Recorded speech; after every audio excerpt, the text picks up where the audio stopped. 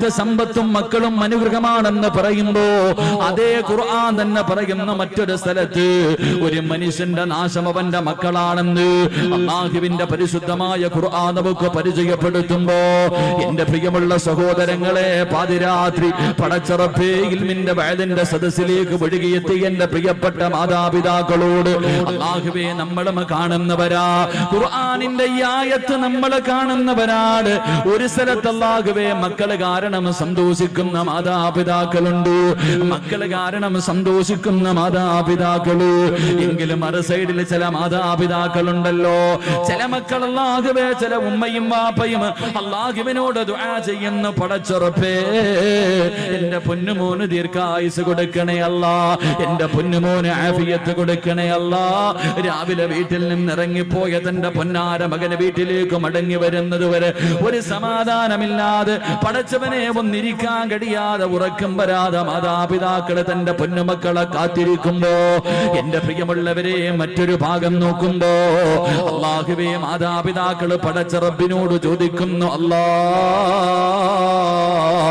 എന്തിനാ പടച്ചവനെ ഇങ്ങനെ ഒരുത്തനെ തന്നത്, എന്തിനാ പടച്ചവനെ? അല്ലാഹുവേ ഉമ്മയും വാപ്പയും അല്ലാഹുവോട് തന്നെ ചോദിക്കുകയാ, എന്തിനാ അല്ലാ ഇങ്ങനെ ഒരുത്തനെ എനിക്ക് തന്നത്? രാവിലെ വീട്ടിൽ നിന്നിറങ്ങി പോകുന്ന പൊന്നുമോര് അവൻ മരിച്ചു പോകണമെന്ന് ആഗ്രഹിക്കുന്ന മാതാപിതാക്കളുണ്ടല്ലോ. അല്ലാഹുവേ പടച്ചവനെ മക്കള് നന്നാകണമെന്ന് ആഗ്രഹിക്കുന്ന, തന്റെ മക്കള് നന്നാകണമെന്ന് ദുആ ചെയ്യേണ്ട നാവ് കൊണ്ട് ഇവൻ നശിച്ചു പോകട്ടെ, ഇവൻ മുടിഞ്ഞു പോകട്ടെ എന്നല്ലാഹുവേ തന്റെ മക്കൾക്കെതിരെ ദുആ ചെയ്യുന്ന മാതാപിതാക്കളുമുണ്ട്. എന്റെ പ്രിയമുള്ള സഹോദരങ്ങളെ, അങ്ങനെയുള്ള ഒരു കാലഘട്ടത്തിലൂടെ കടന്നു പോകുമ്പോ മാതാപിതാക്കൾക്ക് ഒരു വിലയും നൽകാത്ത മക്കളുടെ കാലമാണല്ലോ.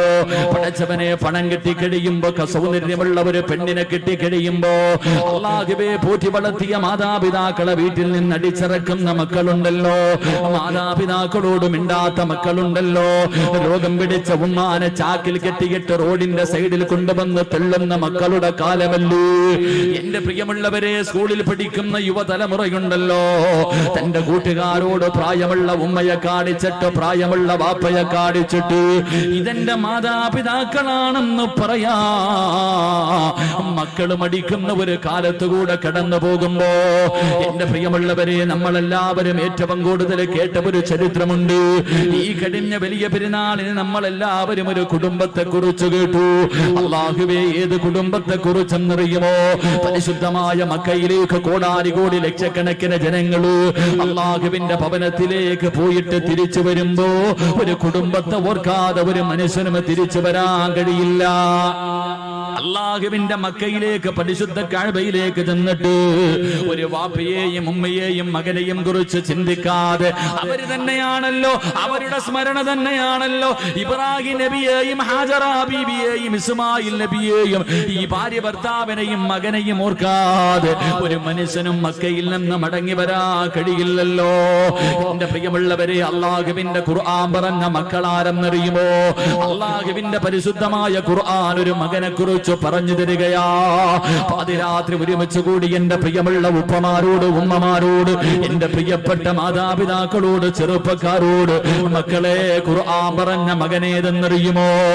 എന്റെ പ്രിയമുള്ളവരെ, അല്ലാഹുവിന്റെ ഖുർആൻ പറയുന്നു, ഇന്നല്ലാഹ ഇസ്തഫാ ലി ആദമ വനൂഹ വആല ഇബ്രാഹീം. അല്ലാഹുവിന്റെ പരിശുദ്ധമായ ഖുർആൻ പറയുന്നു, ആദം നബി അലൈഹിസ്സലാമിനെ അല്ലാഹു തിരഞ്ഞെടുത്തു, നൂഹ് നബി അലൈഹിസ്സലാമിനെയും അല്ലാഹു തിരഞ്ഞെടുത്തു. എന്നിട്ട് അല്ലാഹു പറഞ്ഞു വആല ഇബ്രാഹീം, ഇബ്രാഹിം നബിയെ തെരഞ്ഞെടുത്തു എന്നല്ല പറഞ്ഞത്, ഇബ്രാഹിം നബിയുടെ കുടുംബത്തെ തെരഞ്ഞെടുത്തു എന്ന് പരിശുദ്ധമായ ഖുർആൻ പറയുകയാ. ഏത് കുടുംബമെന്നറിയുമോ? എന്റെ പ്രിയമുള്ളവരെ, ആരാണ് ഇബ്രാഹിം നബി എന്നറിയുമോ? ഇബ്രാഹിം നബിയുടെ ചരിത്രം ഈ മുസ്ലിമീങ്ങൾക്ക് മറക്കാൻ കഴിയില്ലല്ലോ. എന്റെ പ്രിയമുള്ളവരെ, മഹാനായ ഖലീലുള്ളാഹി ഇബ്രാഹിം നബി അലൈഹിസ്സലാം തന്റെ പ്രിയപ്പെട്ട ഭാര്യയായ സാറാ ബീവി റളിയല്ലാഹു തആല അൻഹ രണ്ടുപേരും വിവാഹം കഴിഞ്ഞു. ഒരുപാട് നാളുകളായി മക്കളില്ല, രണ്ടുപേർക്കും പ്രായമായിരിക്കുകയാണ്. ആ സമയത്ത് ഇബ്രാഹിം നബി അല്ലാഹുവിനോട് ദുആ ചെയ്യുകയാ, മക്കളെ കിട്ടാൻ ദുആ ചെയ്യുകയാണ്. എന്നിട്ടും മക്കളെ കിട്ടാതെ വന്നപ്പോ തന്റെ പ്രിയപ്പെട്ട ഭാര്യയായ സാറാ ബീവി റളിയല്ലാഹു തആല അൻഹ അവന്റെ ഭർത്താവായ ഇബ്രാഹിം നബിയോട് അവിടുന്ന് പറയുന്നു, നബിയേ, ഇനി ഞാൻ പ്രസവിക്കുമെന്ന് തോന്നുന്നില്ല നബിയേ, എനിക്കൊരുപാട് പ്രായമായല്ലോ, അതുകൊണ്ട് നിങ്ങൾ മറ്റൊരു വിവാഹം കഴിക്കണം നബിയേ. ഒരു ഭാര്യ ഭർത്താവിനോട് മറ്റൊരു വിവാഹം കഴിക്കാൻ പറയുകയാ. ഇബ്രാഹിം നബിയോട് പറഞ്ഞു, നിങ്ങൾ മറ്റൊരു വിവാഹം കഴിക്കണം. ആ വിവാഹത്തിലൂടെ ഒരു കുഞ്ഞുണ്ടായാ അത് എന്റെ കുഞ്ഞ് തന്നെയല്ലേ നബിയേ, എനിക്കവനെ സ്നേഹിക്കാൻ കഴിയുമല്ലോ. ഇബ്രാഹിം നബി തന്റെ പ്രിയപ്പെട്ട ഭാര്യയോട് പറഞ്ഞു, സാറാ, എങ്കിൽ നീ തന്നെ ഒരു പെണ്ണിനെ കാണിച്ചതാ. ആരെയാണ് ഞാൻ വിവാഹം കഴിക്കേണ്ടത്? നീ തന്നെ കാണിച്ചതാ സാറാ. സാറാ ബീവി റളിയല്ലാഹു തആല അൻഹ ഒരു പെണ്ണിനെ കാണിച്ചു കൊടുക്കുകയാ. ആരെയാ കാണിച്ചു കൊടുത്തത്? മഹദി ഹാജറാ. ഹാജറാ ബീവി റളിയല്ലാഹു തആല അൻഹയെ കാണിച്ചു കൊടുക്കുകയാണ്. എന്റെ പ്രിയമുള്ളവരെ, ചരിത്രമറിയാ, ഇബ്രാഹിം നബി ഹാജറാ ബിയെ വിവാഹം കഴിച്ചു. അവിടെ നിന്നൊരു കുഞ്ഞു ജനിക്കുകയാണ്, ഒരു പൊന്നുമോന് ജനിക്കുകയാണ്. ഇസ്മായിൽ എന്ന് പേരിടുകയാ. അല്ലാഹുവേ, തന്റെ പ്രിയപ്പെട്ട ഭാര്യ പ്രസവിച്ച് തന്റെ ചോര കുഞ്ഞിനെയും കെട്ടിപ്പിടിച്ചു കൊണ്ടിരിക്കുമ്പോ അതാ വരുന്നു ഇബ്രാഹിം നബി. വന്നിട്ട് പറയുന്നു, ഹാജറാ, യാത്രയ്ക്ക് പോകാൻ തയ്യാറെടുത്തോ. പ്രസവിച്ച് കിടക്കുന്ന ഭാര്യയോട് പറയുകയാണ്, ചോര കുഞ്ഞിനെയും എടുത്തിട്ട് യാത്രയ്ക്ക് തയ്യാറെടുത്തോ. ഹാജറ ചോദിച്ചു, എവിടേക്കാണ് പോകുന്നതെന്ന് ചോദിച്ചില്ല. ഭർത്താവ് ഒരുങ്ങാൻ പറഞ്ഞു, ഞാൻ പ്രസവിച്ച് കിടക്കുകയാണെന്ന് പറഞ്ഞില്ല, ഒരുങ്ങാൻ പറഞ്ഞു. ആ സാലിഹത്തായ പെണ്ണനുസരിക്കുകയാണ്. ഭർത്താവ് ഒരുങ്ങാൻ പറഞ്ഞു, ആ പെണ്ണൊരുങ്ങുകയാണ്. തന്റെ ചോര കുഞ്ഞിനെ എടുത്തു. അല്ലാഹുവേ, ഇബ്രാഹിം നബി അലൈഹിസ്സലാം കടന്നു പോവുകയാണ്. അവസാനം യാത്ര ചെയ്ത് മക്കയിലെത്തിയിട്ട് പടച്ചവനെ, സഫാ മർവ എന്ന് പറയുന്ന രണ്ട് മലകളുണ്ടല്ലോ.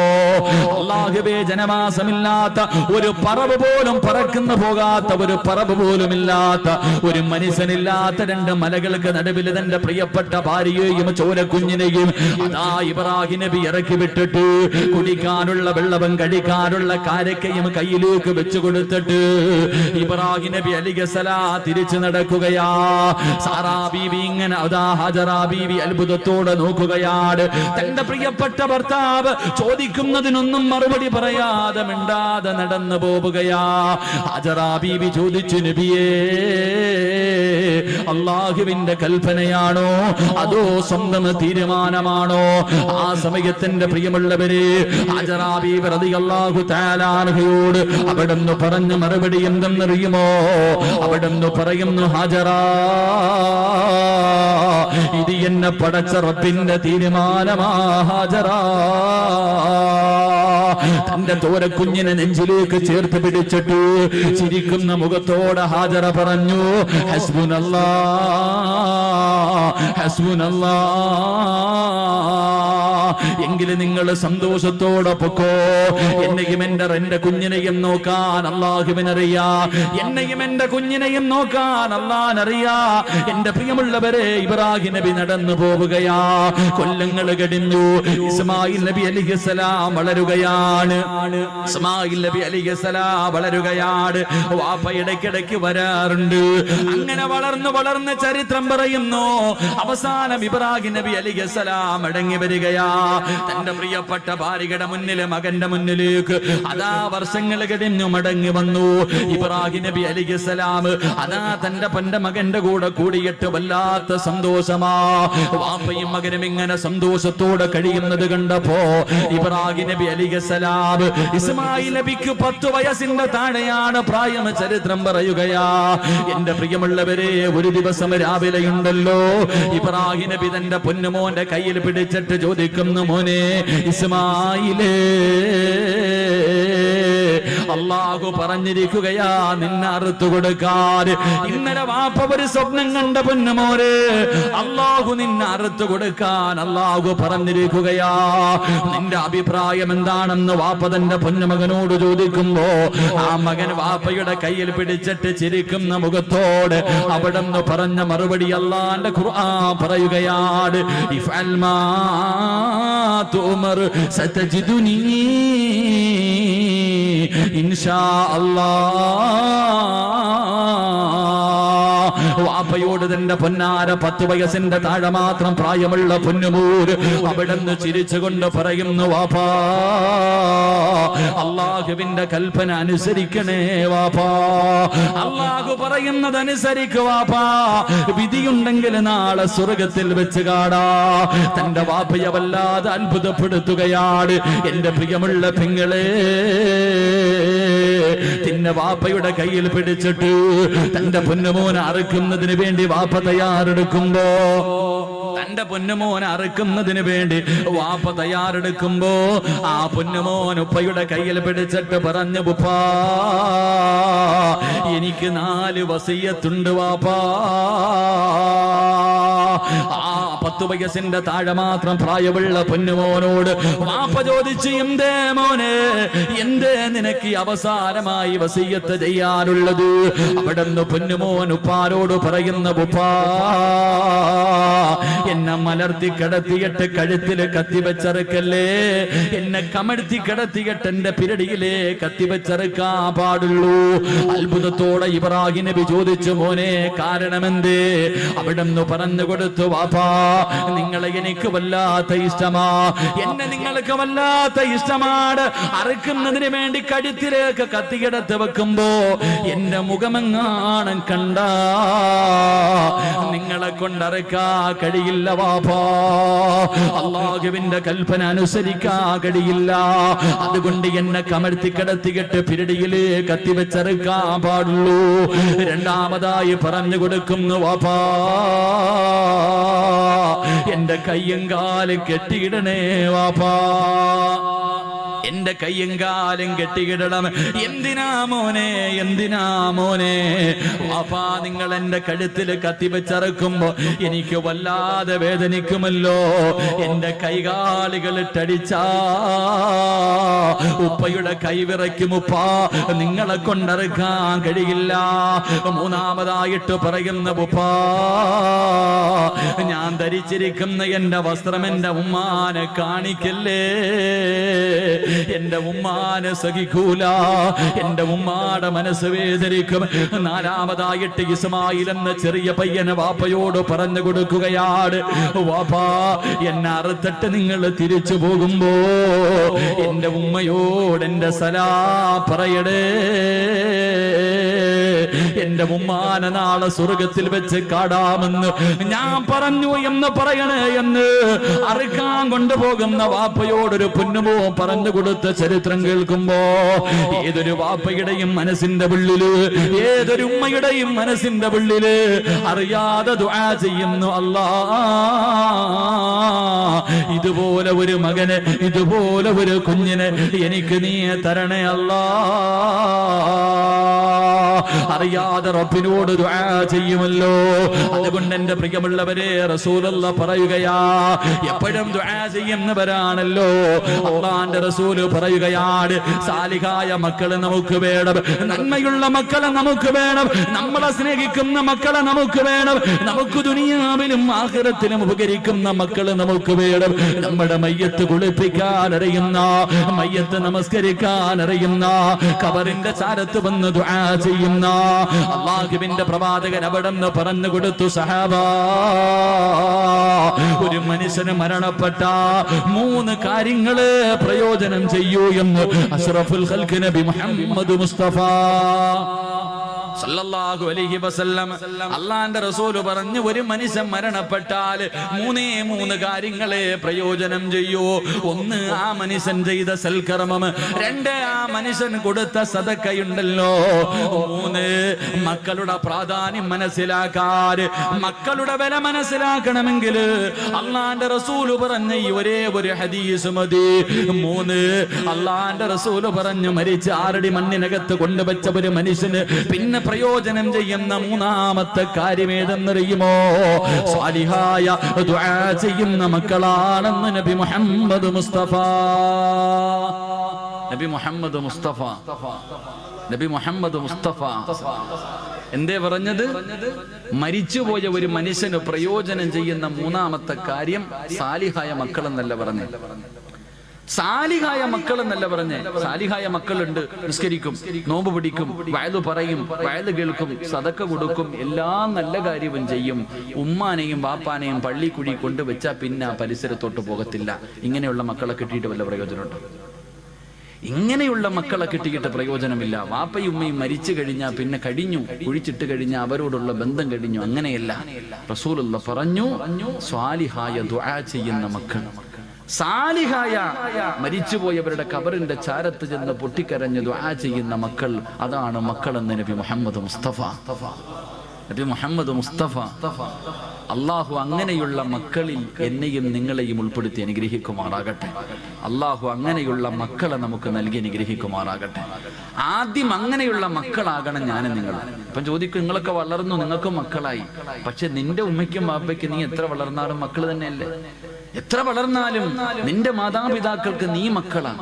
അപ്പൊ നീയും നന്നാകണം, നിന്റെ മക്കളും നന്നാകണം. അള്ളാഹു നമ്മളെല്ലാവരെയും നന്നാക്കി തരുമാറാകട്ടെ. അള്ളാഹു നമ്മളൊക്കെ സാലിഹ്യങ്ങളിൽ പെടുത്തുമാറാകട്ടെ. സ്വാലിഹായ മക്കളാകാൻ ആഗ്രഹമുള്ളവരെന്ന് കൈവക്കിക്കും. സാലിഹായ മക്കള് അൽഹംദുലില്ലാഹ്, പെണ്ണുങ്ങളൊന്നും പൊക്കൂല, വേറെ വല്ല കാര്യത്തിലായതൊക്കെ ഇപ്പൊ ചാടി കയറി എഴുന്നേറ്റ് നിന്നേനെ. നീ സാലിഹായ നിനക്കുള്ള, നീ ചെയ്ത നിന്റെ മക്കൾ നിന്നോട് ചെയ്യും, നീ ചെയ്തില്ലേ നിന്റെ മക്കളും അത് തന്നെ കാണിക്കും. അള്ളാഹു നമ്മളൊക്കെ സാലിഹ്യങ്ങളിൽ പെടുത്തുമാറാകട്ടെ. സാലിഹായ മക്കളെ കിട്ടണമെങ്കിൽ വെറുതെ കിട്ടൂല. സാലിഹായ മക്കളെ കിട്ടണമെങ്കിൽ വെറുതെ കിട്ടൂല. സാലിഹായ മക്കളെ കിട്ടണമെങ്കിൽ ചില കാര്യങ്ങൾ ചെയ്യണമെന്ന് അള്ളാഹുവിന്റെ വിശുദ്ധ ഖുർആൻ. അള്ളാഹു പഠിക്കാൻ ഭാഗ്യം നൽകി അനുഗ്രഹിക്കുമാറാകട്ടെ. ചില കാര്യങ്ങൾ ഖുർആൻ പറയുന്നുണ്ട്. ആ പറയുന്ന കാര്യങ്ങൾ ചെയ്താലേ നമുക്ക് നല്ല മക്കളെ കിട്ടത്തുള്ളൂ. അള്ളാഹു അങ്ങനെയുള്ള മക്കളിൽ പെടുത്തുമാറാകട്ടെ. അള്ളാഹു പഠിക്കാനുള്ള ഭാഗ്യം നൽകി അനുഗ്രഹിക്കുമാറാകട്ടെ. എന്റെ പ്രിയമുള്ള സഹോദരങ്ങളെ, സാലിഹായ മക്കളെ കിട്ടണമെങ്കിൽ ഒന്ന്, എല്ലാവരും നേരെ ഇരിക്കും. എല്ലാവരും നേരെ ഇരുന്നേ. ചെളിയിലായിരിക്കുന്നത്, കാല് പൊതയണ്ട. എല്ലാവരും നേരെ ഇരിക്കും. ഇങ്ങനെ ചാരി ഇരിക്കുമ്പോൾ ഉറക്കം വരും. ഇങ്ങനെ ചാരി ഇരിക്കുമ്പോ ശൈത്താൻ അടുത്ത് വന്നിട്ട് അളിയാ ഉറങ്ങടാന്ന് ഇങ്ങനെ തടകുക. ഓനിങ്ങനെ തടകി ഉറക്കാൻ നടക്കുക. ഓനിപ്പോ ഏറും കൊണ്ടിട്ട് വെറുതെ നടക്കുക. ഈ 28 ലക്ഷം ഹാജിമാരെങ്ങാണ്ട് ഈ വർഷമുണ്ട്. എല്ലാരും കൂടെ എറിഞ്ഞെറിഞ്ഞവന്റെ ഊപ്പാട് വന്നിരിക്കുക. എല്ലാരും കൂടെ പോയി കിടന്നിട്ട് ജംറയിലും അള്ളാഹു 7 കല്ല് വെച്ച് 21 കല്ല് ഒരു ദിവസം. എന്തോ ഏറെന്ന് പറഞ്ഞ ഓരോ മനുഷ്യന്റെ ഏറ്. ചില പാകിസ്ഥാനികളൊക്കെ ചെരുപ്പാ എറിയുന്ന ഊരിയിട്ട് ശൈത്താനെ. അതാ മനസ്സിലാക്കേണ്ടത്. ശൈത്താൻ ചിലരുടെ ഏറ് കാണുമ്പോ നമ്മൾ ഏറ്റവും കൂടുതൽ ഈ സെൽഫിയുടെ കാലമാണല്ലോ.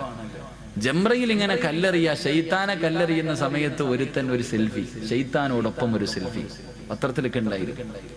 കല്ലെറിയുമ്പോഴും സെൽഫി. ഓനെ നോക്കിയിട്ട് ശൈത്താൻ ചിരിക്ക, എടാ നീ എന്നെ എറിയുന്നു, നീ നിന്നെ തന്നെ എറിയടാ എന്നാ ചിന്തിക്കണേ.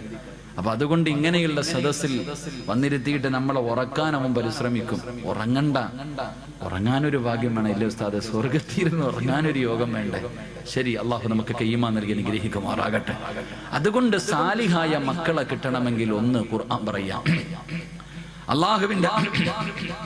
അള്ളാഹുവിന്റെ പരിശുദ്ധമായ ഖുർആൻ പറയുന്നു, സ്വാലിഹായ മക്കളെ കിട്ടണമെങ്കിൽ ഒന്ന്. എന്റെ പ്രിയമുള്ള സഹോദരങ്ങളെ, ഒരു മനുഷ്യൻ ഒരു കൃഷി ചെയ്യാൻ തീരുമാനിച്ചു. കൃഷി ചെയ്യാൻ ഒരാള് തീരുമാനിക്കുമ്പോ ഇന്ന സ്ഥലത്ത് കൃഷി ചെയ്താൽ വിളവ് കിട്ടുമെന്ന് ഉറപ്പുള്ള സ്ഥലത്തല്ലേ കൃഷി ചെയ്യാറുള്ളൂ? ഇല്ലേ മനുഷ്യന്മാരെ പറ. ഇവിടെ കൃഷി ഇറക്കിയാൽ വിളവ് കിട്ടുമെന്ന് ഉറപ്പുള്ള സ്ഥലത്തെ ഒരാൾ കൃഷി ചെയ്യത്തുള്ളൂ. ഒരു കട, ഒരു സ്ഥാപനം തുടങ്ങിയാൽ ഇവിടെ കച്ചവടം ഉണ്ടാകും, ലാഭം ഉണ്ടാകാൻ സാധ്യതയുണ്ടെങ്കിൽ മാത്രമേ ഒരാൾ അവിടെ കടയിടാൻ പോകത്തുള്ളൂ. കടയിട്ടാൽ കച്ചവടം നടക്കൂല എന്നുറപ്പുള്ള സ്ഥലത്ത് ആരെങ്കിലും കൃഷി ഇറക്കോ അല്ലെങ്കിൽ കടയിടോ? ചെയ്യൂല. എങ്കിൽ അല്ലാഹുവിന്റെ പരിശുദ്ധമായ ഖുർആൻ പറയുകയാണ്, സ്വാലിഹായ മക്കളെ കിട്ടണമെങ്കിൽ ഒന്നാമതായി ഖുർആൻ പറയുകയാ, വൽ ബലദു തയ്യിബു യഖ്റുജു നബാതുഹു ബിഇദ്നി റബ്ബി വല്ലദീ ഖബസു ലഹാ യഖ്റുജു ഇല്ലാ നക്ദാ. വിവാഹം കഴിക്കാത്ത എന്റെ പ്രിയപ്പെട്ട ചെറുപ്പക്കാരെ നല്ലതുപോലെ കേൾക്കണേ. അല്ലാഹുവിന്റെ ഖുർആൻ പറയുകയാണ്, പെണ്ണെന്ന് പറഞ്ഞാൽ ആരെന്നറിയുമോ? നിസാഉകും ഹർസുൽ ലക്കും ഫഅതു ഹർസകും. മോനെ, പെണ്ണെന്ന് പറഞ്ഞാൽ നിന്റെ കൃഷിയിടമാണ്. പെണ്ണെന്ന് പറഞ്ഞാൽ നിന്റെ കൃഷിയിടമാണ്. അതുകൊണ്ട് നീ നല്ല കൃഷിയിടത്തിൽ വിളവിറക്കിയാലേ നിനക്കും നല്ല വിളവ് കിട്ടൂ എന്ന് പരിശുദ്ധ ഖുർആൻ. അല്ലാഹു പറയുകയാണ്, നല്ല കൃഷിയിടത്തിൽ കൃഷി ഇറക്കിയാ നിനക്ക് നല്ല വിളവ് കിട്ടും. മോശമായ പറമ്പിൽ നീ കൃഷി ഇറക്കിയാ നീ ഉദ്ദേശിക്കുന്ന വിളവ് നിനക്ക് കിട്ടൂല എന്ന് ഖുർആൻ പറയുമ്പോ, എന്റെ പ്രിയമുള്ള മുസ്ലിമേ, സ്വാലിഹായ ദുനിയാവിലും ആഖിറത്തിലും ഉപകരിക്കുന്ന മക്കളെ നിനക്ക് കിട്ടണമെങ്കിൽ അല്ലാഹുവിന്റെ പരിശുദ്ധമായ ഖുർആൻ പറയുകയാ, മോനെ, റോഡിന്റെ ഓരത്ത് നിന്ന് പുഞ്ചിരിക്കുന്നവളെ കെട്ടല്ലേ, കണ്ടവളമാരെ കെട്ടല്ലേ. അള്ളാന്റെ ഖുർആൻ പറയുകയാണ്, നല്ല പെണ്ണിനെ വിവാഹം കഴിക്കണേ, നല്ല പെണ്ണിനെ വിവാഹം കഴിക്കണേ. നല്ല ഉമ്മയുടെ വയറ്റിലെ നല്ല മക്കള് ജനിക്കാറുള്ളൂ. നല്ല ഉമ്മയ്ക്ക് നല്ല മക്കള് പിറക്കാറുള്ളൂ. അള്ളാഹുവേ, നല്ല വാപ്പയ്ക്ക് നല്ല മക്കള് ജനിക്കൂ എന്ന് അള്ളാഹുവിന്റെ പരിശുദ്ധമായ ഖുർആൻ പരിചയപ്പെടുത്തുമ്പോ, എന്റെ പ്രിയമുള്ളവരെ, നല്ല ഉമ്മമാർക്ക് നല്ല മക്കള് ജനിക്കൂ. അള്ളാഹുവിന്റെ റസൂൽ അതുകൊണ്ടാ പറഞ്ഞത്, എന്റെ പ്രിയമുള്ളവരെ, നല്ല ഉമ്മയുടെ വയറ്റിൽ എത്രയോ നല്ല മക്കള് ജനിച്ചതിന്റെ ചരിത്രം നമുക്ക് കാണാൻ കഴിയും. എന്റെ പ്രിയമുള്ളവരെ, കേട്ടതാണെങ്കിലും ഒരു ചരിത്രം ഞാൻ പറഞ്ഞു തരാ. ഒരു നല്ല വാപ്പയ്ക്കും ഉമ്മയ്ക്കും ജനിച്ചവരെ പൊന്നുമോനെ കുറിച്ച് പറഞ്ഞു തരട്ടെ.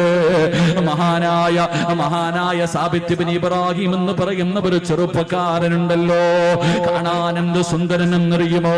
വല്ലാതെ യുവത്വത്തിന്റെ നടുവിലൂടെ നടന്നു പോകുന്ന ഒരു ചെറുപ്പക്കാരനാ. പക്ഷേ പടച്ചവനെ വല്ലാത്ത പേടിയാ.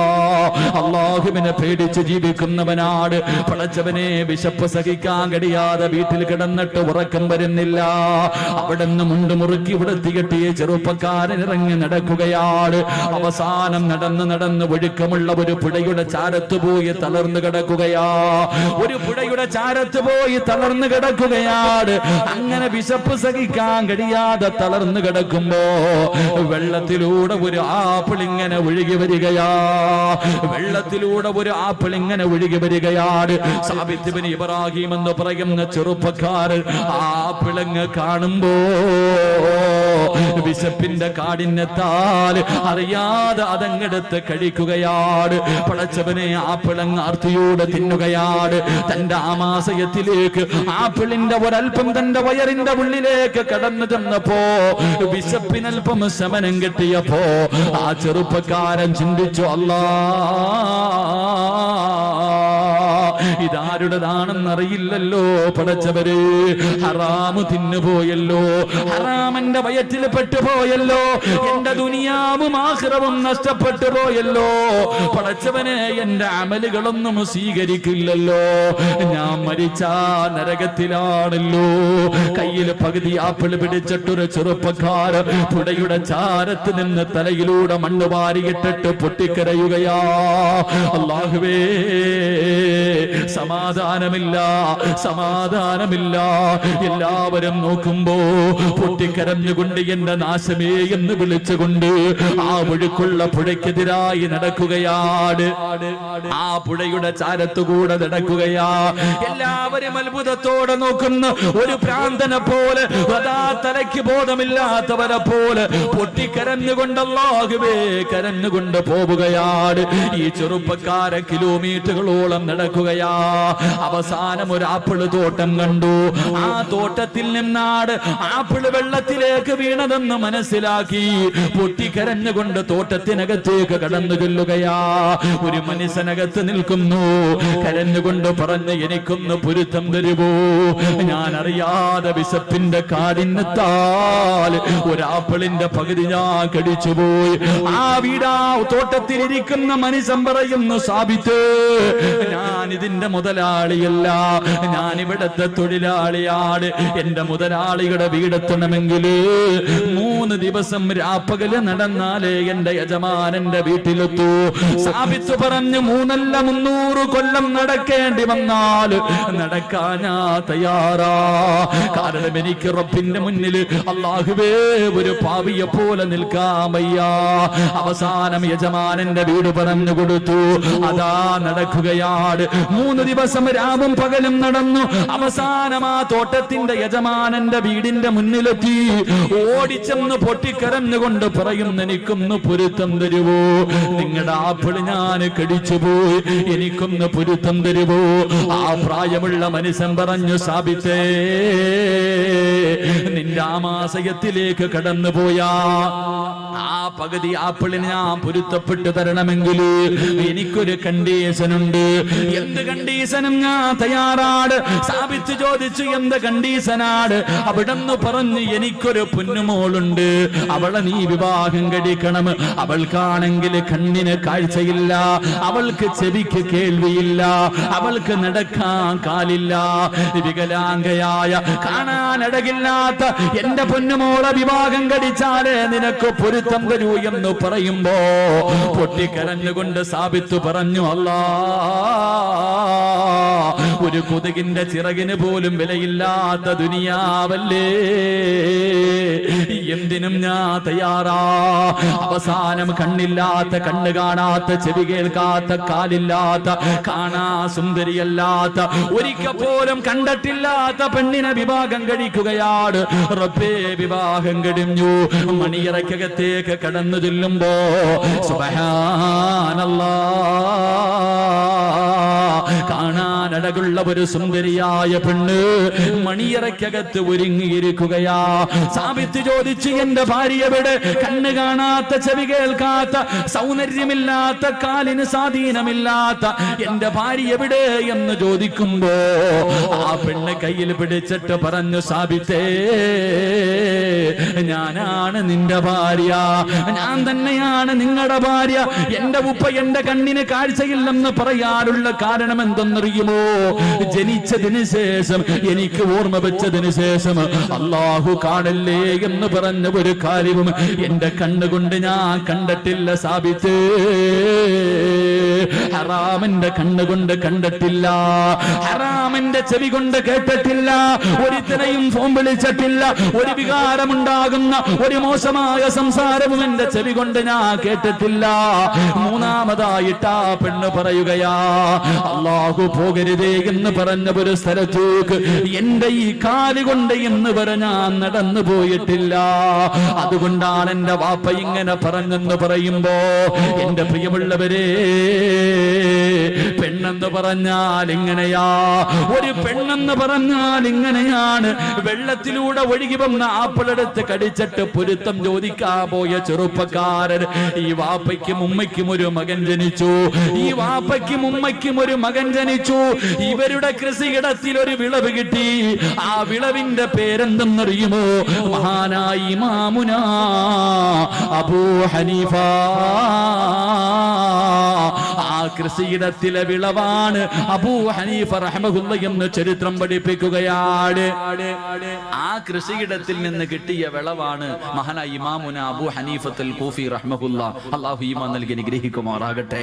അതുകൊണ്ട് നല്ല പെണ്ണിനെ വിവാഹം കഴിക്ക്. അതുകൊണ്ടാ റസൂലുള്ളാഹ് പറഞ്ഞത്, ഫളുഫറു ബിദാത്തിദ്ദീൻ, നീ ദീനുള്ള പെണ്ണിനെ വിവാഹം കഴിക്കണേ എന്ന് നബി മുഹമ്മദ് മുസ്തഫ. നബി മുഹമ്മദ് മുസ്തഫ, നബി മുഹമ്മദ് മുസ്തഫ. അതുകൊണ്ടാണ് റസൂലുള്ള പറഞ്ഞത്, ദീനുള്ളവളെ കെട്ടണം, കണ്ടവളെ കെട്ടരുത്. ഇന്നിപ്പോ ദീൻ ആരും നോക്കാറില്ലല്ലോ. വേറെ 3 കാര്യങ്ങളാ നോക്കണം. പണം ഉണ്ടോന്ന് നോക്കും, പണമുണ്ടോ എന്ന് നോക്കും. ഒന്ന് പെറ്റതാണെങ്കിലും കുഴപ്പമില്ല, ഒരുത്തന്റെ കൂടെ ഒളിച്ചോടിയതാണെങ്കിലും കുഴപ്പമില്ല, തന്നെക്കാലം വയസ്സുകൂടെ ഒന്നും വേണ്ട, പണമുണ്ടോ കെട്ടാൻ തയ്യാറാണ്. എന്റെ പ്രിയപ്പെട്ട ചെറുപ്പക്കാരോട് പെണ്ണുപിള്ള മുന്നിൽ ഉമ്മ പറയും, സ്ത്രീധനം ഉണ്ടെങ്കിൽ മാത്രമേ കല്യാണത്തിന് സമ്മതിക്കൂ, പൊന്നു മോനെ വെറുതെ നിൽക്കരുത്. എന്റെ പ്രിയപ്പെട്ട ചെറുപ്പക്കാരോട് പറയുന്നു, സ്ത്രീധനം വാങ്ങണമെന്ന് വാപ്പയും ഉമ്മയും പറഞ്ഞ അനുസരിക്കല്. കാരണം അവരല്ല ജീവിക്കേണ്ടത്, നീയാ ജീവിക്കണ്ടേ. അള്ളാന്റെ റസൂല് പറയുന്നു, മൻ തസവ്വജ ലി ഇംറഅതി മാലിഹാ ലം യസിദുഹു ഇല്ലാ ഫഖറാ. പെണ്ണിന്റെ പണം കണ്ടിട്ട് പെണ്ണ് കെട്ടുന്നവനെ, പെണ്ണിന്റെ പണം കണ്ടിട്ട് പെണ്ണ് കെട്ടുന്നവനെ, നീ എത്ര കോടിയ കണക്കിന് സ്ത്രീധനം വാങ്ങിയാൽ നിന്നെ ദാരിദ്ര്യം പിടിപെടുമെന്ന് ആദരവായ പ്രവാചകൻ നബി മുഹമ്മദ് മുസ്തഫ. 1 കോടി രൂപയും ബെൻസ് കാറും വാങ്ങിയവനാണെങ്കിൽ നീ യതീംഖാനയിലായി പോകുമെന്ന് നബിഗിന റസൂലുള്ളാഹി. അപ്പൊ പണം നോക്കിയിട്ട് പെണ്ണ് കെട്ടിയാ നീ യതീംഖാനയിലാകും. ഇനി 2 ഗ്ലാമർ ഉണ്ടോ? അതാ കൂടെ കൊണ്ട് നടക്കുമ്പോ എല്ലാരും ചോദിക്കണം, പൊട്ടന് ലോട്ടറി അടിച്ചതുപോലെ എവിടുന്ന് കിട്ടിയടാ? കാണുന്നവനൊക്കെ ഇങ്ങനെ നോക്കണം.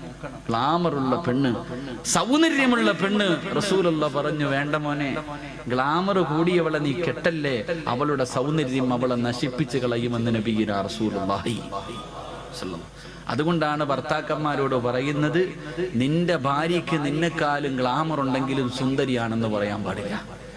നിന്നെക്കാളും ഗ്ലാമർ നിന്റെ ഭാര്യക്കുണ്ടെന്ന് പറയാൻ പാടില്ല. പറഞ്ഞു കഴിഞ്ഞാൽ പിന്നെ ഓള് താഴെയെങ്ങും നിൽക്കൂല. ഓള് വിചാരിക്കും ഇവനില്ലെങ്കിൽ ഇവന്റെ വാപ്പ, അങ്ങനെ എന്താ താഴെയെങ്ങും നിൽക്കൂല, പിന്നെ അങ്ങ് കൂടും, അർശിന്റെ മുകളിലെത്തും. പെണ്ണിന്റെ സൗന്ദര്യം നോക്കിയിട്ട് കെട്ടാൻ പാടില്ല. 3 കുടുംബ മഹിമ നോക്കും. അവനവനെ കൊണ്ട് പറ്റുന്നിടത്ത് പോയി കയറിയാ പോരെ. പുളിങ്കൊമ്പിലേ പിടിക്കത്തുള്ളൂ, അത്തപ്പാടിയ അന്നന്നത്തെ ചെലവിന് എന്റെ കഴിയില്ലാത്തവനെ ഒരു കോടീശ്വരന്റെ മോളെ കെട്ടും. അള്ളാന്റെ റസൂല് പറഞ്ഞു, നീ കുടുംബ മഹിമ നോക്കിയിട്ട് പെണ്ണ് കെട്ടല്ലേ, നീ ആ കുടുംബത്തിൽ നാറിപ്പോകുമെന്ന് നബിയിന റസൂലുള്ളാഹി. അവരുടെ മുന്നിൽ നീ നാണം കെട്ടുപോകും, അവനവനെ കൊണ്ട് പറ്റുന്നത്. അതുകൊണ്ടാ പറഞ്ഞത്, നീ നോക്കണ്ട ഒന്നാമത്തെ കാര്യം, അവക്ക് അള്ളാനെ പേടിയുണ്ടോ? നിസ്കരിക്കാൻ അറിയോ? അവൾക്ക് റസൂലുള്ളാഹിനെ കുറിച്ച് അറിയോ? ഖുർആൻ ഓതാൻ അറിയുമോ? ദീനുള്ള പെണ്ണിനെ വിവാഹം കഴിക്ക്. ആ കൃഷിയിടത്തിൽ നല്ല മക്കൾ ജനിക്കുമെന്ന് നബി മുഹമ്മദ് മുസ്തഫ. അള്ളാഹു നമുക്കൊക്കെ നല്ല ഭാര്യമാരെ നൽകി അനുഗ്രഹിക്കുമാറാകട്ടെ. തന്നതിന് അള്ളാഹു നന്നാക്കി തരുമാറാകട്ടെ. ഒരു വാപ്പയും വിവാഹം കഴിക്കാത്ത മകനും കൂടെ ഈ മജ്‌ലിസിന്റെ സദസ്സിലുണ്ട്. ദുആ ചെയ്യുമ്പോ ഉസ്താദ് പറയുന്നു, മനസ്സിലെ ആഗ്രഹം എന്താണോ കരുതാൻ പറഞ്ഞാൽ, വിവാഹം കഴിക്കാത്ത മകൻ ഒരു സൈഡിൽ ഇരുന്ന് ചിന്തിക്കും, പടച്ചോനെ ഒരു സാലിഹത്തായ പെണ്ണിനെ എനിക്ക് തരണേ തമ്പുരാനെ. വാപ്പ ഇപ്പുറത്തിരുന്ന് പറയും, തന്നതിനെ ഒന്ന് നന്നാക്കി തരണേ പടച്ചവനെ. 2 പേരും ആവശ്യക്കാരിതാ. ഭാര്യയും വിവാഹം കഴിച്ചവരും കഴിക്കാത്തവരും എല്ലാവരും ഒരു സാലിഹത്തായ പെണ്ണിനെയാ കരുതുന്നേ. അള്ളാഹു നല്ല ഭാര്യമാരെ നൽകി അനുഗ്രഹിക്കുമാറാകട്ടെ. ചില പെണ്ണുങ്ങൾ വീടിന്റെ നാശമാണ്, ചില ഭാര്യമാർ വീടിന്റെ ഐശ്വര്യം നഷ്ടപ്പെടുത്തുന്നവരാ. അള്ളാഹു നമ്മളെ കാക്കുമാറാകട്ടെ. 6 സ്വഭാവമുള്ള പെണ്ണുങ്ങൾ വീടിന്റെ ഐശ്വര്യം നഷ്ടപ്പെടുത്തുന്നവരാ. അള്ളാഹു നമ്മുടെ ഭാര്യമാരെയൊക്കെ കാക്കുമാറാകട്ടെ. 6 സ്വഭാവമുള്ള പെണ്ണുങ്ങൾ വീടിന്റെ ഐശ്വര്യം നഷ്ടപ്പെടുത്തി കളയുന്നവരാ. ഞാൻ പറഞ്ഞു തരാം, നിങ്ങളുടെ ഭാര്യമാർക്ക് ആ സ്വഭാവം ഉണ്ടെങ്കിൽ തിരുത്തി കൊടുക്കൂ. പറമനുഷ്യന്മാരെ പറഞ്ഞു തരട്ടെ, ഉള്ള സമാധാനം പോയി കിട്ടും. നീ അനുഭവിക്കുന്നതിന്റെ കാരണവിതാ. എന്റെ പ്രിയപ്പെട്ട പെങ്ങളോട് പറയുന്നു, ഈ പറയുന്ന 6 ദുശീലങ്ങളിൽ ഏതെങ്കിലും ഒരെണ്ണം നിനക്കുണ്ടെങ്കിൽ തിരുത്തിക്കോ, ഇല്ലെങ്കിൽ നിന്റെ ജീവിതം നല്ല നിലയിൽ മുന്നോട്ട് പോകത്തില്ല. അള്ളാഹു പഠിക്കാൻ ഭാഗ്യം നൽകി അനുഗ്രഹിക്കുമാറാകട്ടെ. തമ്മിലടിക്കാനല്ല, പഠിക്കാൻ വേണ്ടി ഞാൻ പറഞ്ഞു തരാം. ഇൻഷാ അല്ലാഹ് ജീവിതത്തിൽ ഭാര്യയ്ക്ക് ഉപദേശിച്ചു കൊടുക്കണം. അള്ളാഹു ഈമാൻ നൽകി അനുഗ്രഹിക്കുമാറാകട്ടെ. വീടിന്റെ ഐശ്വര്യം നഷ്ടപ്പെടുത്തി കളയുന്ന ഒന്നാമത്തെ ഭാര്യ,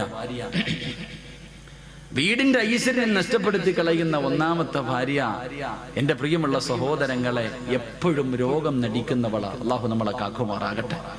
ഭർത്താവ് വന്നിട്ട് പറയും, ഐഷ മോളെ, ഒരു സുലൈമാനി അള്ളാഹ് എനിക്ക് തലവേദനയേക്കാം. ഒരു രോഗമില്ലെങ്കിലും എപ്പോഴും അസുഖം നടിക്കുന്ന ചില ജന്തുക്കളുണ്ട്. ഒരസുഖമില്ലെങ്കിലും അസുഖം നടിക്കുന്ന പെണ്ണ്, വയ്യ വയ്യ വയ്യ, അവൾ എപ്പോഴെങ്കിലും ആരോഗ്യമുണ്ടോ എന്ന് പറയുന്ന ഇന്ന് വരെ കേട്ടിട്ടില്ല. എന്ത് ചെയ്യാൻ പറഞ്ഞാലും രോഗം നടിക്കുന്നവൾ, അവൾ വീടിന്റെ ഐശ്വര്യം നഷ്ടപ്പെടുത്തി കളയുന്നവരാ. അള്ളാഹു നമ്മുടെ ഭാര്യമാരെ കാക്കുമാറാകട്ടെ. അള്ളാഹു നമ്മുടെ ഭാര്യമാരെ കാക്കുമാറാകട്ടെ. ഭർത്താവ് ചെന്നിട്ട് ചോദിക്കും, കേട്ടോടി മൂദേവി ഇന്നങ്ങാര് പറഞ്ഞത്, ഈ പറഞ്ഞ എല്ലാ ഗുണവും നിനക്കൊണ്ട് മര്യാദയ്ക്ക് തിരുത്തിക്കോന്ന് പറഞ്ഞിട്ട് ഇന്ന് തന്നെ തുടങ്ങിയേക്കരുത്. ഞാൻ പഠിക്കാൻ വേണ്ടിയാ പറയണത്, കലഹം ഉണ്ടാക്കാനല്ല. 2 ഞാൻ മൊത്തം പറയണോ? പറയണോ? കേൾക്കാൻ ആഗ്രഹമുള്ള ആണുങ്ങളൊന്ന് കൈവക്കിക്കേ. ഇന്ന് തീരുമാനമായി. ഇന്ന് ബെഡ്റൂമിൽ കയറുമ്പോ പറയും, കേട്ടോ, ഉണ്ടെങ്കിൽ തിരുത്തിക്കോ, നിന്നെ ഉപദേശിക്കല്ല, നന്നാകാൻ വേണ്ടിയാ. 2, എന്റെ പ്രിയമുള്ള സഹോദരങ്ങളെ, രണ്ടാമത്തെ ഭാര്യ ചെയ്ത നന്മകൾ എടുത്തു പറയുന്നവളാ. അള്ളാഹു നമുക്ക് ഈമാൻ നൽകി അനുഗ്രഹിക്കുമാറാകട്ടെ. വിവാഹം കഴിഞ്ഞ് 20 കൊല്ലമായി.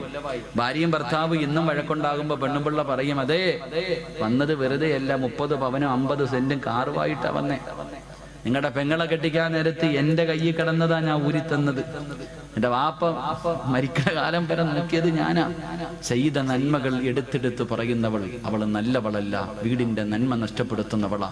അള്ളാഹു നമ്മുടെ ഭാര്യമാരെ കാക്കുമാറാകട്ടെ. അത് ഭർത്താക്കന്മാരും അങ്ങനെ തന്നെ ആയിരിക്കും കേട്ടാ.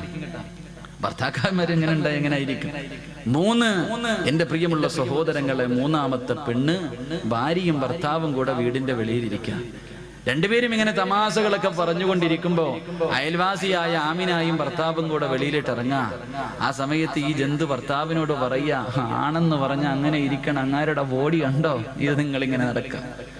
ഭാര്യയും ഭർത്താവും വീടിന്റെ മുന്നിലിരിക്കുമ്പോ തന്റെ ഭർത്താവിനെ മുന്നിലിരുത്തിയിട്ട് മറ്റൊരുത്തനെ കുറിച്ച്, അവൻ വലിയവനാ, അവൻ മറ്റവനാ, മറിച്ചവനാ, അങ്ങനെ ആകണം എന്ന് മറ്റൊരു ആണിനെ ആഗ്രഹിക്കുന്നവൾ നല്ലവളല്ല. അള്ളാഹു നമ്മളെ കാക്കുമാറാകട്ടെ.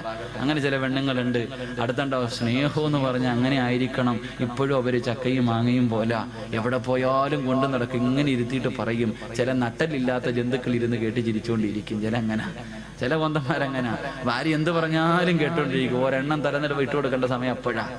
മറ്റൊരുത്തനെ കുറിച്ച് മറ്റൊരു ആണിനെ പുകഴ്ത്തി പറയുന്നത് കേട്ടിട്ട് ഇങ്ങനെ ഇരിക്കുക. അടിക്കാൻ പാടില്ല, പക്ഷെ അടിക്കേണ്ട സമയമുണ്ട് മനുഷ്യന്മാരെ. ചില സമയങ്ങളിൽ കൊടുക്കണം. താതാന്ന് പറയുമ്പോ പിന്നെ എങ്ങനെ കൊടുക്കാതിരിക്കുക? ചില പെണ്ണുങ്ങൾ ചോദിച്ചുകൊണ്ട് നടക്കുക, ഒരെണ്ണം തായിക്കാന്ന് പറഞ്ഞു. എന്റെ പ്രിയമുള്ള സഹോദരങ്ങൾ, അതുകൊണ്ട് മൂന്നാമത്തെ പെണ്ണ് തന്റെ ഭർത്താവിനെ മുന്നിലിരിക്കുമ്പോ മറ്റൊരു ആണിനെ ആഗ്രഹിക്കുന്നവൾ. അള്ളാഹു നമ്മളെ കാക്കുമാറാകട്ടെ. നാലാമത്തത് അവക്ക് മക്കളെ നോക്കാൻ സമയമില്ല, ഭർത്താവിനെ നോക്കാൻ സമയമില്ല, വീട് നോക്കാൻ സമയമില്ല. 24 മണിക്കൂറും ഒടുക്കത്തെ ഒരുങ്ങുന്നവളാണെന്ന് നബി മുഹമ്മദ് മുസ്തഫ. അവക്ക് ആരെയും നോക്കാൻ സമയമില്ല. എഴുന്നള്ളത്തിന് നിൽക്കുന്ന ആനയെ പോലെ പട്ട ഇങ്ങനെ നിൽക്കണം. എല്ലാം കെട്ടിയിട്ട് എപ്പോഴും ഒരുങ്ങി സുന്ദരിയായിട്ട് നിൽക്കണം. അവക്ക് അവളെ കുറിച്ച് മാത്രമേ ചിന്തയുള്ളൂ. ഒരുങ്ങണ്ട എന്ന് ഞാൻ പറയുന്നില്ല. പെണ്ണൊരുങ്ങേണ്ടത് നാട്ടുകാരുടെ മുന്നിലല്ല, ഭർത്താവിന്റെ മുന്നില. വേണം, പക്ഷെ ആവശ്യത്തിന് വേണം. ഒരുപാടായി പോയാ അത് പിന്നെ ദുരന്തങ്ങളിലേക്ക് എത്തിക്കും. അപ്പൊ 24 മണിക്കൂറും കണ്ണാടിയുടെ മുന്നിൽ നിന്ന് ഒരുങ്ങുന്നവൾ അവൾ നന്മയുള്ളവളല്ല. അള്ളാഹു നമ്മുടെ ഭാര്യമാരെ കാക്കുമാറാകട്ടെ. 5ാമത്തെ പെണ്ണ് ഭർത്താവിന്റെ കയ്യിൽ പൈസയുണ്ടോ ഇല്ലേ അവൾക്കറിയണ്ട. ഭർത്താവിന്റെ കയ്യിൽ പണമുണ്ടോ ഇല്ല അതൊന്നും അറിയണ്ട. കാണുന്നത് മുഴുവനും വേണമെന്ന് പറഞ്ഞ് വാശി പിടിക്കുന്നവളാ. അള്ളാഹു കാക്കുമാറാകട്ടെ. അങ്ങനെ ചിലരുണ്ട്, ലുലു സെന്ററിൽ കൊണ്ടുപോയി ലോൺ എടുത്തിട്ടാ പോയെ.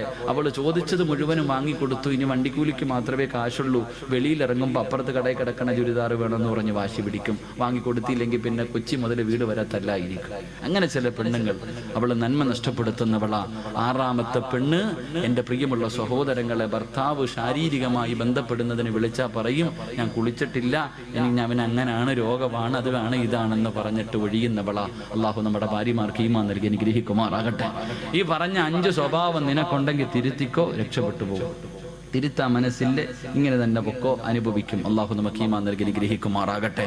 അതുകൊണ്ട് നന്മയുള്ള മക്കൾ, ഖുർആൻ പറഞ്ഞ മക്കൾ നമുക്ക് കിട്ടണമെങ്കിൽ, എന്റെ പ്രിയമുള്ളവരെ, അള്ളാഹുവിന്റെ ഖുർആൻ പറഞ്ഞു, മോനെ, വിവാഹം കഴിക്കുന്ന സമയത്ത് നീ ഒന്നാമതായി നോക്കേണ്ടത്, അല്ലാഹുവേ അവൾക്ക് ദീനുണ്ടോ എന്ന് നോക്കണേ. അങ്ങനെ നീ ഒരു പെണ്ണ് കണ്ട്, പടച്ചവനെ നിനക്ക് ഇഷ്ടപ്പെട്ടോ, നിന്റെ വിവാഹം ഉറപ്പിച്ചോ. 2, നിനക്ക് സാലിഹായ മക്കളെ കിട്ടണമെങ്കിൽ അല്ലാഹുവിന്റെ ഖുർആൻ പറയുകയാണ്, പ്രവാചകൻ പറയുകയാ, ആദ്യ വിവാഹം നടന്നത് നമ്മുടെ ബാപ്പയുടെയും ഉമ്മയുടെയും വിവാഹം നടന്നത് സ്വർഗത്തിൽ വെച്ചാ. ആദം നബിയുടെയും ഹവ്വാ ബീവിയുടെയും വിവാഹം നടന്നത് സ്വർഗത്തിൽ വെച്ചാ. വിവാഹം കഴിക്കുന്നത് സ്വർഗത്തിൽ പോയി ജീവിക്കാരാ. എല്ലാവരും വിവാഹം കഴിക്കുന്നത്, എന്റെ പ്രിയമുള്ളവരെ, പരിശുദ്ധമായ ഖുർആൻ പോലും നമുക്ക് നമുക്ക് പറഞ്ഞു തന്നില്ലേ? ഹും വഅസ്വാജുഹും ഫീ ളിലാലിൻ അലൽ ലറായികി മുത്തഖിയൂൻ ലഹും ഫീഹാ ഫാകിഹതു വലഹും മാ യദ്ദഊൻ സലാമുൻ ഖൗലൻ മിർ റബ്ബിർ റഹീം.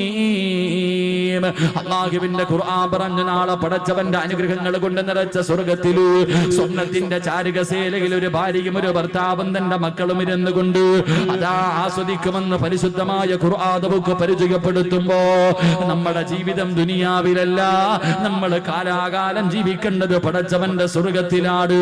നമ്മുടെ തറവാട് അവിടെയാ. അതുകൊണ്ട് റസൂലുള്ള പറയുന്നു ആദ്യ വിവാഹം നടന്നത് പടച്ചവന്റെ സ്വർഗ്ഗത്തിൽ വെച്ചാ.